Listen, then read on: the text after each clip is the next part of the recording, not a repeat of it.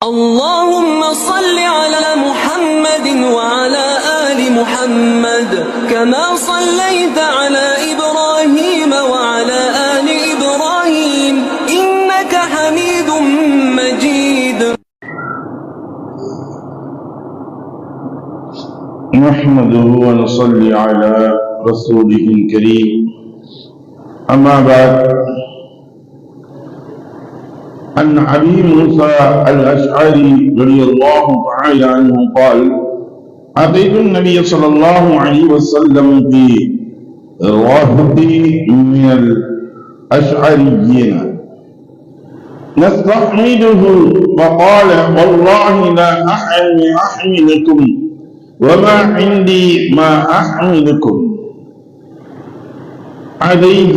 قال: فلبثنا ما شاء الله ثم أتي بإبل فأمر لنا بثلاثة ذون غرا نادرا إلى آخره. أقل من صلى الله عليه وسلم صدق رسول من كريم.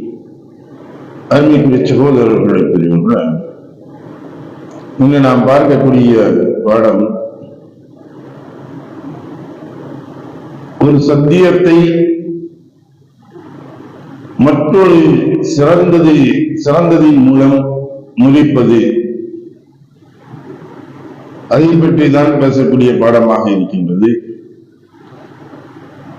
ஒரு மனிதன் ஒன்றை செய்வதாகவோ அல்லது ஒன்றை கைவிடுவதாகவோ ஒருவர் சத்திய பிரமாணம் செய்தார், இந்த காரியத்தை நான் செய்தேன் அல்லது இந்த காரியத்தை செய்ய மாட்டேன் அப்படின்னு ஒரு மனிதன் சத்தியம் போட்டுனா, எப்படி நான் இது இனிமேல் சாப்பிடவே மாட்டீங்க, நான் இனிமேல் அவர்கிட்ட பேசவே மாட்டேன் அப்படின்னு ஒரு மனிதன் சத்தியம் போட்டுறான். அல்லது நான் இனிமேல் 24 நாள் சாப்பிட்டுக்கிட்டே இருக்குன்னு சத்தியம் பண்றான். மனிதன் முடியாத ஒரு காரியம் தான். இப்படி ஒன்று இவன் சத்தியம் செய்கின்றான். பின்னர் தான் செய்த சத்தியம் உகந்தது அல்ல, அது சிறந்தது அல்ல என்றும் அதைவிட சிறந்த மற்றொன்று உள்ளது என்றும் கருதுகின்றான். இந்நிலையில்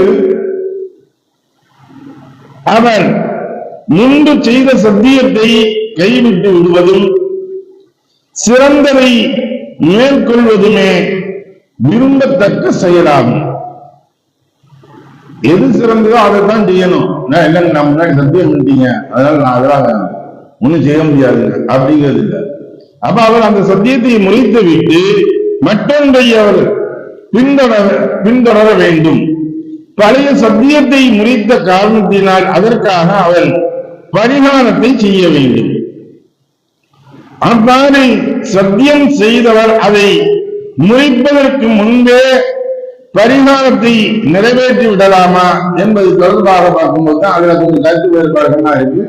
இல்லைங்க, முடிச்சதுக்கு பின்னாடி தாங்க செய்யணும், திடீர்னு அவர்களுக்கு முடிக்காம அதையே படைவழி தொடர்ந்தாம என்ன செய்யறது அப்படிங்கிற ஒரு இது இருக்கு. ஆக மொத்தம் இவரு நீயத்து வச்சுட்டாரு, சரி நம்ம செஞ்சது தவறு தான், இந்த இதை விட இது சிறந்ததாக இருக்கு, அவங்க வச்சுட்டாலே போதும், அதே ஆட்டோமேட்டிக் முறிவுக்குரிய காரணமாக ஆயிடும். அவர் அதற்காக வேண்டி பரிகாரம் செய்ய வேண்டும் என்பதை பற்றி நான் விளக்கமாக சொல்லக்கூடியதாக இருக்கிறது. இவர் பரிகாரம் என்பது முன்னாடி நம்ம சொல்லியிருக்கோம் என்னென்ன செய்யணும் அப்படிங்கிறது பாருங்க. அதனால ரசூலுல்லாஹி ஸல்லல்லாஹு அலைஹி வஸல்லம் அவர்கள் எப்படி செஞ்சிருக்காங்க அப்படிங்கிறத இந்த ஹதீதுகள் எடுத்துக் கொள்ளக்கூடியதாக இருக்கின்றது. ஆதாரமாக அபூ மூஸா அல்-அஷ்அரி ரலியல்லாஹு தஆலா அவர்கள் கூறியதாவது, நான் என் அஷ்அரி குலத்தாரில் ஒரு குழுவினருடன் ரசூலுல்லாஹி ஸல்லல்லாஹு அலைஹி வஸல்லம் அவர்களிடம் சென்று எங்களையும் எங்கள் பயண சுமைகளையும் ஏற்றிச் செல்ல ஒட்டகங்கள் ஏற்பாடு செய்யும்படி கேட்டேன்.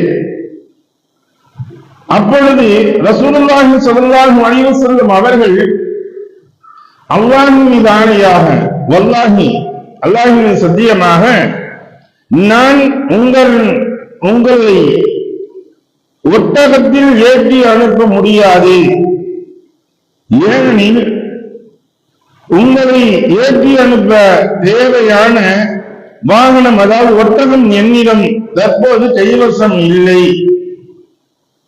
என்று சொன்னார்கள்.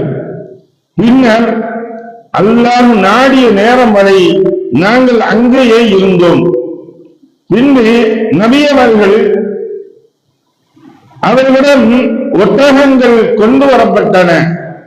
அவற்றில் வெள்ளை திமிழ் கொண்ட 3 ஒட்டக மந்தைகளை, அதாவது 3 ஜோடிகளை, ஒட்ட மந்தைகள்னா 3 ஜோடிகளை, 6 ஒட்டகங்களை எங்களுக்கு தருமாறு நபி அவர்கள் உத்தரவிட்டார்கள்.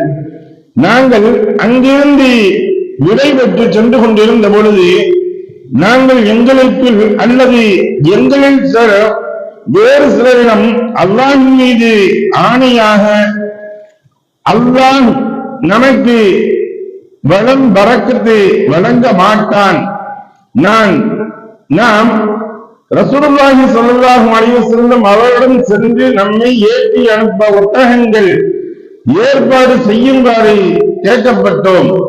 அவர்கள் நம்மை ஏற்றி அனுப்ப ஒட்டகங்கள் தரமாட்டேன் என்று அல்லாஹ்வின் மீது சத்தியம் கூறினார்கள். பிறகு நமக்கு ஒட்டகங்கள் வழங்கினார்கள் என்று கூறிவிட்டு நபி அவர்களிடம் சென்று அவர்கள் செய்த சத்தியத்தை தெரிவித்தோம். இப்ப ரசூலுல்லாஹி முன்னாடி ஒட்டகம் இல்லை, அதனால அவங்க சத்தியம் பண்ணிட்டாங்க. சத்தியமா என்கிட்ட அல்லாஹ் என்கிட்ட எதுவுமே இல்லப்பா, என்னால தர முடியாதுப்பா அப்படின்னு சொல்லிட்டாங்க. சொன்ன உடனே ஆனா இப்ப அவங்களுக்கு சதகாவான இந்த ஒட்டகங்கள் வந்துருச்சு. வந்த உடனே இதை ரசூலுல்லாஹி ஸல்லல்லாஹு அலைஹி வஸல்லம் கொடுத்து அனுப்புறாங்க. சரி, அவங்க வெளியூர் போனோம், தூரமான அவங்களுக்காக கொடுங்க. அப்பொழுது அவர்கள் ரசூலுல்லாஹி இது போய் சொல்றாங்க, யார் ரசூலுல்லாஹ் நீங்க சத்தியம் பண்ணீங்க, சத்தியம் பண்ணிட்டு ஒட்டகம் அனுப்பி விட்டீங்க அப்படின்னு கேட்டேன். அப்ப அவங்க சொன்னாங்க, உங்களை ஏற்றி அனுப்ப நான் ஒட்டகம் தரவில்லை, நான் கொடுக்கறப்பா. ஏன்னா என்கிட்ட நான் வாங்கி வலிக்கு வாங்கி நான் உங்களுக்கு கொடுக்கல. ஆனா இது உங்களுக்கு தந்தது யாரு தெரியுமா? மாறாக இது அல்லாஹ் உங்களுக்கு அனுப்பி வச்சான். ஏதோ ஒரு மனிதனுடைய உள்ளத்துல போட்டு சதகாவுடைய பொருள்கள் கொண்டு வந்து எனக்கு கொடுக்க வச்சான். அந்த இடத்துல நான் கொடுத்தேன். அல்லாஹ்வே உங்களை ஏற்றி அனுப்ப ஒட்டகங்களை வழங்கினான். அல்லாஹ் மீது ஆணையாக அவன் நாடினால் இனிமேல் நான் ஏதேனும் ஒரு சத்தியம் செய்து பிறகு அது அல்லாத வேறொன்றை அதைவிட சிறந்ததாக கருதும் பட்சத்தில் சத்தியம் உரிமைக்கான பரிகாரம் செய்துவிட்டு அந்த சிறந்ததையே செய்வேன் என்று ரசூலுல்லாஹி ஸல்லல்லாஹு அலைஹி வஸல்லம் அவங்க சொன்னாங்க. அப்ப இவங்க சத்தியம் செஞ்சிடறாங்க. இப்ப சதகாவுடைய பொருள் வெளியேறினா வந்தாங்கன்னு நான் கொடுத்தேன்.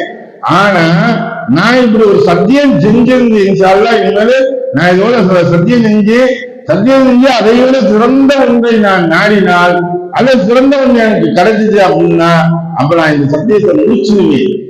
சத்தியத்தை முடிச்சுட்டு சத்தியத்திற்குரிய பரிகாரத்தை நான் செய்து விடுவேன் என்பதாக ரசூலுல்லாஹி ஸல்லல்லாஹு அலைஹி வஸல்லம் இந்த ஹதீஸில் சொல்லி காட்டுகின்றார்கள். எதை படித்தோம் எதை கேட்டோம் அதை விளங்கி நடக்கக்கூடிய நன்மக்களாக நாக்கி அருள்வானாக. வாஹிர் தஅவானா அல்ஹம்துலில்லாஹி ரப்பில் ஆலமீன். சுப்ஹானல்லாஹி வபிஹம்திஹி சுப்ஹானல்லாஹு வபிஹம்திக வ நஷ்ஹது அல்லா இலாஹா இல்லா அன்த வ நஸ்தக்ஃபிருக வ நதுபு இலைக். ஆமீன். சுப்ஹான ரப்பிக ரப்பில் இஸ்ஸத்தி அம்மா யசிஃபூன் வ ஸலாமுன் அலல் முர்ஸலீன் வல்ஹம்துலில்லாஹி ரப்பில் ஆலமீன்.